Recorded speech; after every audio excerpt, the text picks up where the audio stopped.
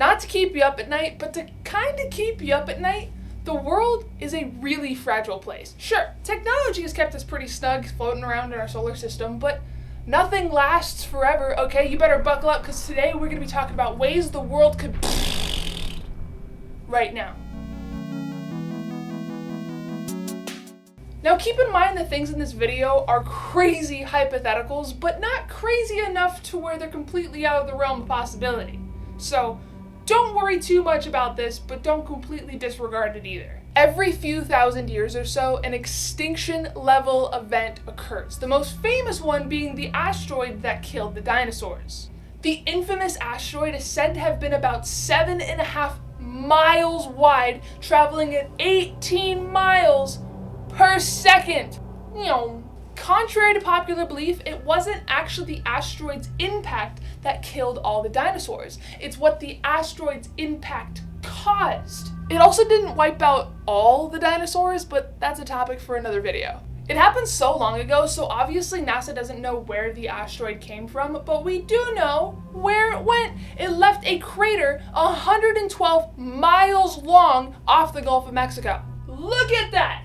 Look at that! Look at it! You might think that 112-mile impact is enough to kill every species on the planet, and it almost did, but what finished the job was the dust storms, tsunamis, and firestorms that followed after, okay? I can already hear you saying, okay, Jayus, why are you telling us this? Well, dear viewer, I'm telling you this because every couple years or so, the media likes to get freaked out about every asteroid that comes near Earth. In November of 2020, we were barely missed by an asteroid that was about 16 by 35 feet wide, traveling at 30,000 miles an hour.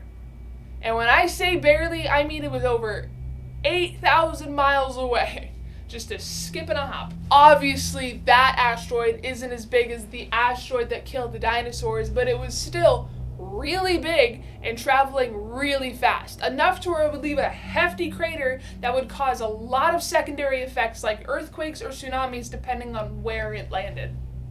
Speaking of secondary effects, a lot of people for decades now have been talking about the big one.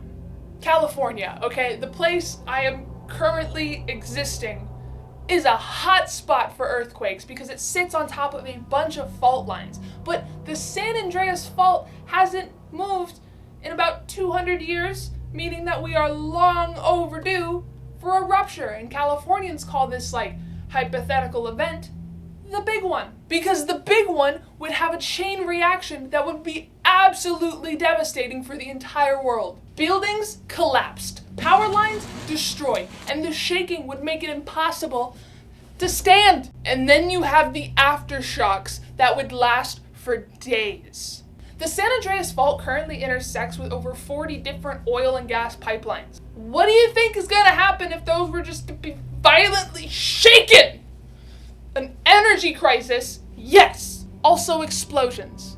Big explosion. I don't even know if it's worth it to buy earthquake insurance at this point. But if you think that the big one is scary, that is nothing compared to the long overdue natural disaster that is Yellowstone National Park. The Yellowstone supervolcano is just sitting quietly and peacefully in Wyoming of all places, and you better hope it doesn't perk up soon.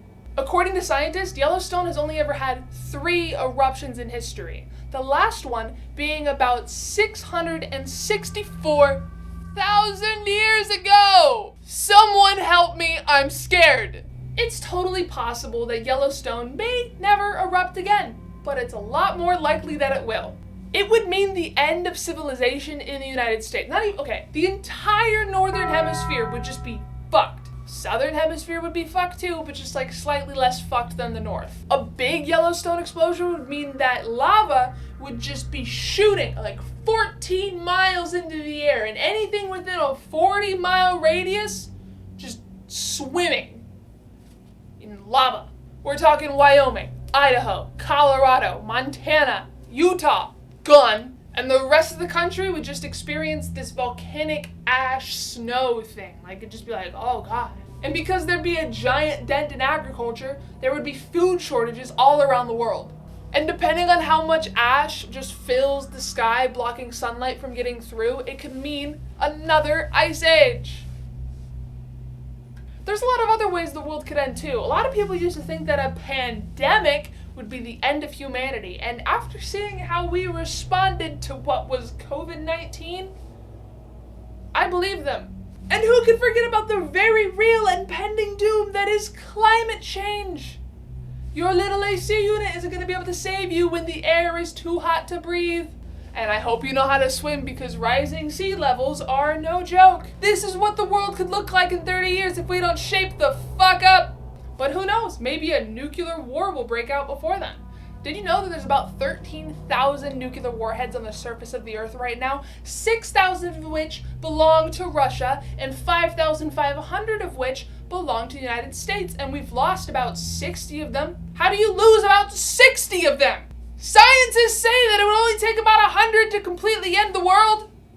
How did we lose like 60 of them? I guess we just have to sit around and hope that our world leaders aren't planning on genocide, even though it seems like they are. Moral of the story, the world is a fragile place and we are at its mercy. You kind of just have to give in to that.